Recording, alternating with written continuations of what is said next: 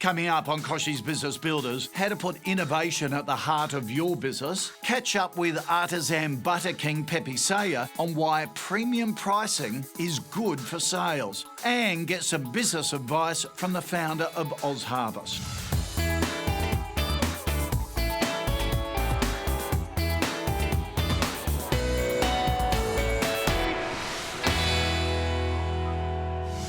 Hello and thanks for joining us today on KBB. We have a terrific show ahead where we're going to chat to a small business who secured some huge clients by putting innovation front and centre of their business. Then we chat to a handmade butter manufacturer whose quest for quality has set him head and shoulders above the pack and given him the ability to charge a premium price as a result. So plenty to learn today and be inspired by. Let's get into it with news you can use.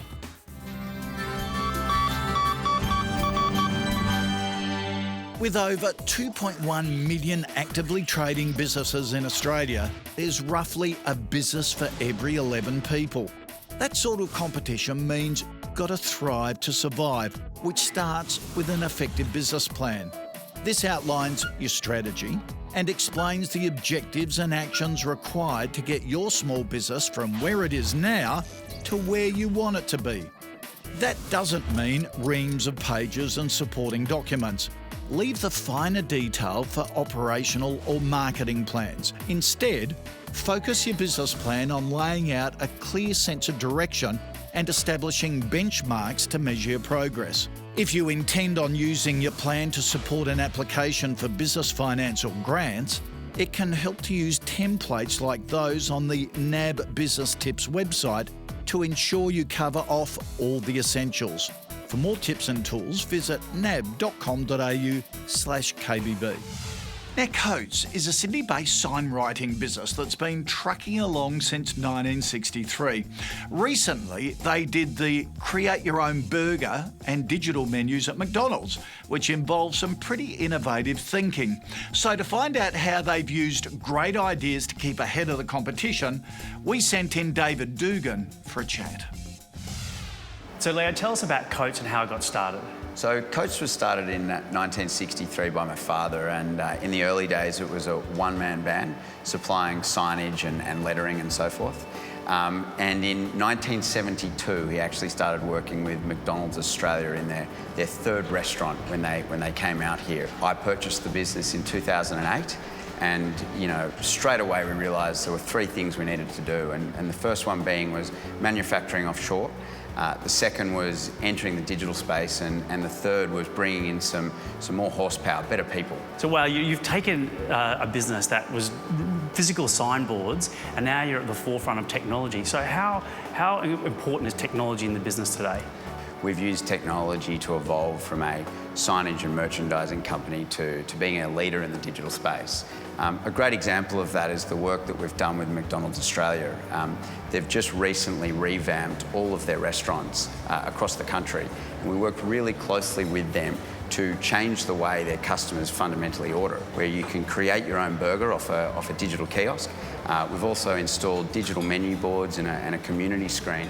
How do you stay constantly evolving and innovating? Innovation, is the core of our business. I think we have a core value here at Koch, and it's think big and dare to innovate. Off the back of that, we've got a team of people who have a relentless drive to continue innovating. How have you brought those people on? How has that actually worked out? We have some family members still involved in the business, and off the back of that, we've really been able to bring some other people in that really fit our culture and help us to take our business to the next level. So I actually think working with family and friends can be extremely powerful as long as you trust each other and the trust isn't there to be broken. So who have been some of your most valuable partners? We've worked really closely with Intel, and we actually use their NUC Mini PC to power our software, our switchboard software, as well as our self-order kiosks. Intel have continued to provide outstanding innovation to us as well as support, and really have given us the opportunity to scale and scale quickly. After the break, we get David's top tips for small business innovation. If you're wondering how to stay original, don't miss it.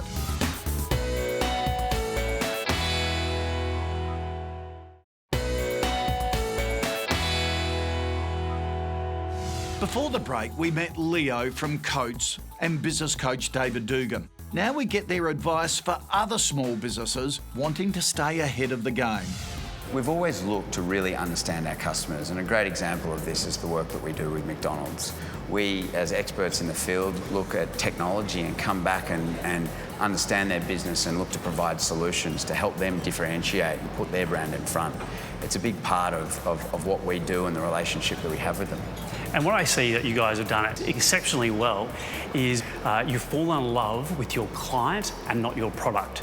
And one of the things that's missing for a lot of businesses, particularly if you're in a service business where people are so used to doing the same thing over and over again, is that they fall in love with whatever they're doing as their product is the main thing. But what you guys have done is you fall in love with your clients. And I love that, and that's also a great strategy that other people can use as well. Yeah, I think you're spot on. I think the partnership that we've got with McDonald's it hasn't been about signs or about menu boards. We're ingrained in their business as a partner and really looking at how we can help move them forward as a business. And one of the things that I say around that is you're in partnership with everyone that touches your business, with your team, the people that are internal, with your suppliers, with your vendors, for your clients. They're all part of this ecosystem of partnerships. It's one of the key strategies that have taken you from where you are, 40 plus years ago to now being 80 odd people and being one of the leaders in Australia and also in the world in digital marketing. So what would your advice be for a small business that wanted to put innovation at the heart of its business? Yeah, look, my advice would be to back yourself and know that you're going to make some mistakes, but ultimately never give up and really embrace a culture of innovation. Not just innovation as a team, but innovation across everything that you do in your business to always look to achieve and do more than you can. And I also noticed that you make your work visible. You've got a great big glass board and you've got things up there people can come up and write notes on and wipe off. And if it's something sitting in the computer all the time, it can get lost. But if you make the work visible and people can see what's happening, it tends to get more collaboration, people working together a lot more. And if we can empower individuals to emotionally invest and to really buy into what we're doing, then we're halfway there, I reckon. And kudos to you to providing the culture the leadership and culture for an environment to let that happen. You've shared some great wisdom. Thanks very much, buddy. Thank you very much, David. Appreciate it. To learn more, visit intel.com.au/businessbuilders. Anna, I just love Leo and Koch. Small business, that McDonald's job was so big and innovation is the key, isn't it? Definitely key, and them using leading edge technology and integrating into something quite, old school like a sign, but making people interact with it, which is what we're all used to doing now with technology. Yep, and good advice from David too. Yeah, definitely. David's advice about choosing the right people for your business. Leo knows his business. It's a family business. It's been around for 4 decades. So I think getting people to understand the business and being the right cultural fit is so fundamental. Yeah, and with such a close cultural fit too, it's hard to bring new people in, is that because you don't want to muck that up? No, people will hang on and stay on for the rest of their lives. Yeah. But I think it is good to bring, fresh blood, and I think with new ideas like this, you do need to bring new teams in that, understand perhaps digital and how to scale that out. So, it's great to bring in some new people too. All right, thanks, Anna. Now, Leo's advice was terrific. Back yourself. Know you'll make mistakes and always look to achieve more than you're doing. All right, let's take a look at this week's elevator pitch and see what our experts think of these new business ideas.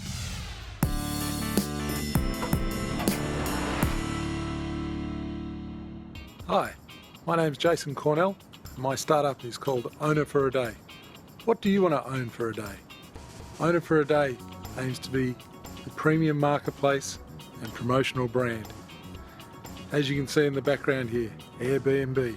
That's where I'm staying at the moment. Imagine what Owner for a Day can do to Airbnb.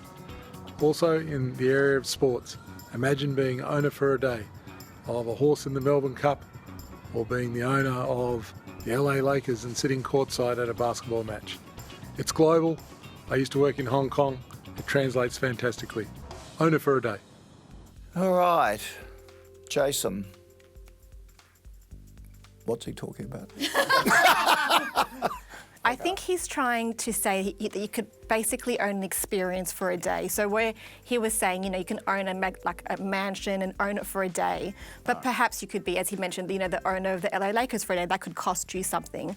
Perhaps it's a brand you may want to execute being the editor of Vogue for the day and you own the front row of a fashion week. So perhaps you're giving a tangible cost to an experience that's not normally available, and that's for you for the day. Right. And then people obviously would then share it on social media because you're that person for the day, you're experiencing that for the day, no one else can. Right. So But the editor of Vogue would have to agree to it and Yes. flog it, or the mansion people, or Exactly. the owner of the Lakers. yeah. He's building a marketplace to bring together experience and a shared economy. Yeah. So someone's having an experience and someone wants to share that experience. He's building a marketplace to allow those two things to come together. Right. I'm assuming the transaction would happen between the two individuals and he'd probably take a commission on the transaction. This falls under that kind of social enterprise space. I think that that's kind of what he failed to get across in his pitch. But usually you would see this on some kind of, charity platform or something like that, where, the editor of Vogue did give away the editor of Vogue for a day and the money would go to a cause or something like that. That's how I would imagine most of these platforms run, because there is actually competition for this platform that already exists. Right, for charities. Yeah. Because in the United States and overseas, these fantasy football experience or fantasy whatever experience, it's quite big money, isn't it? Where you can go and train with a sporting team, or you can go and hang out on a movie set. I suppose he's trying to put all that together. Yeah, there's a big business in that adventure experience economy. So if you can tap into that, definitely. Okay. Jason, I had no idea what you were talking about at the start, but the gang have convinced me. Look, if I could swap jobs and experience something else for a day or so, I'd love it as well. So, hey, it's got legs. Coming up, we find out how Pepe Sayer's focus on quality allows him to successfully charge premium prices. Stay tuned for some tasty tips.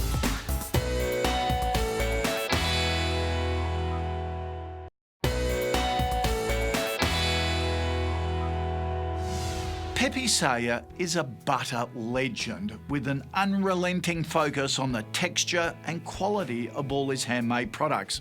KBB's Alex Brophy caught up with Pepe to hear his business story and how he thrives in a world of mass production.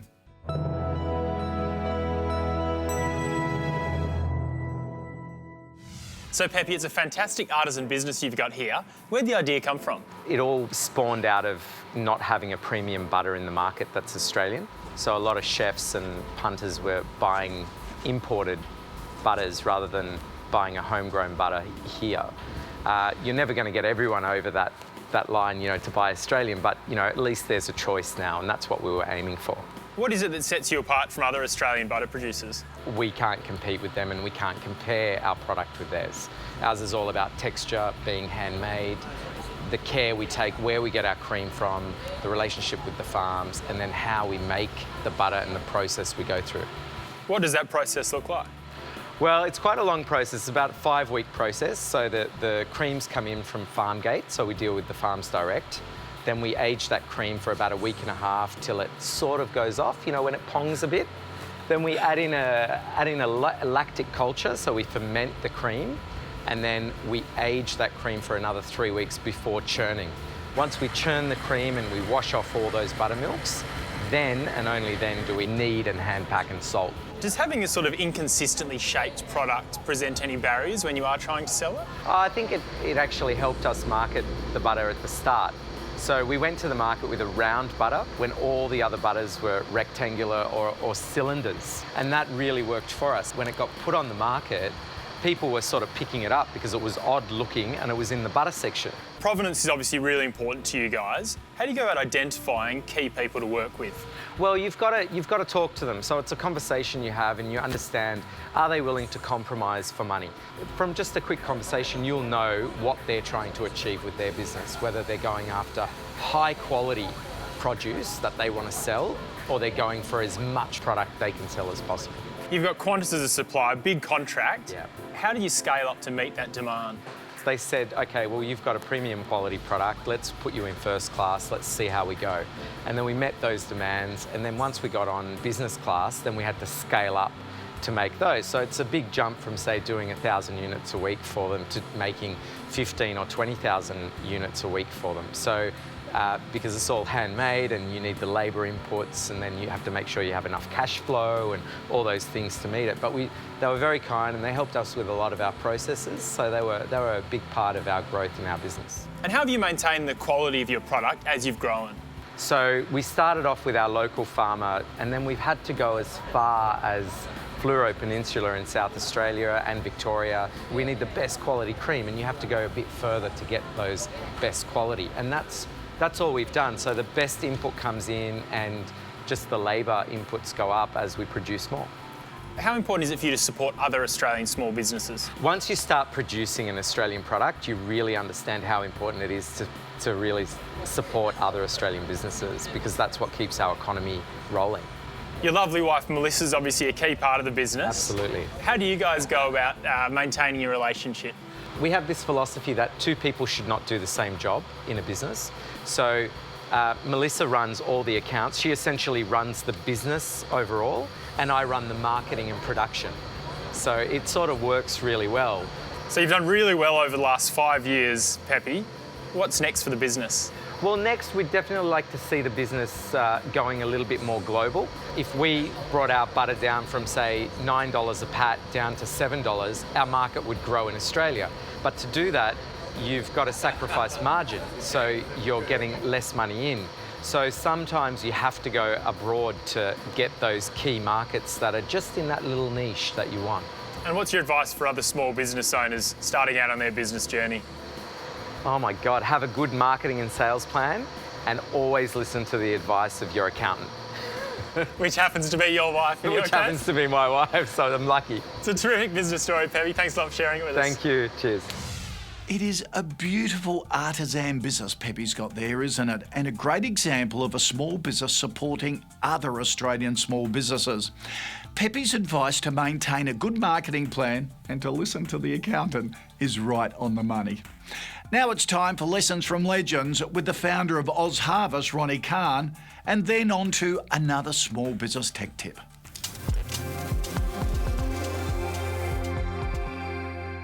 My name is Ronnie Khan. I'm the founder and CEO of Oz Harvest. And my top tips for success are nurture your team, because your team help you to be the very best that you can be. Do unto others as you would have them do unto you. I would never ask anybody to do what I myself would not do. Infuse passion and energy into what you do, and if you don't love what you do, don't do it. Find what it is that you love to do. Being honest, authentic, and acting with integrity, I think, are the most important values that any leader can have.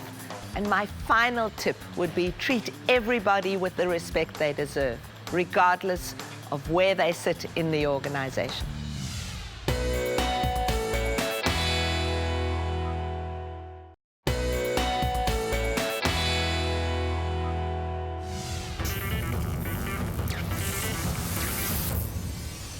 It's Tech Tip time with Val Quinn.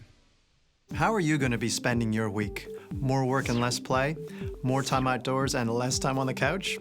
With a broad range of time tracking apps and services now on the market, you can monitor where all of your hours, minutes, and seconds go like never before. Apps like Reporter, Harvest, Workflow Max, Jiffy, and Toggle are great and can help you delegate resources efficiently while making sure no one is working too much or too little. One of the biggest benefits about time tracking is it lets you know when you go beyond your allocated time for a job. Now this helps make sure you're on budget, that you don't exceed your costs, and you'll know how to set up pricing for the future.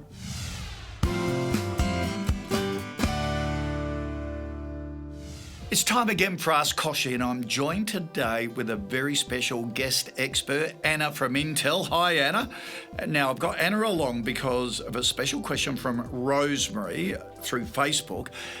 Rosemary says, I have a pizza shop in Bega. It's been running 30 years, and I need help to bring it forward to the 2000s. Where do I start? Anna, a lot of businesses in this position, aren't there? They are, but it must be good pizza for 30 years. Yeah.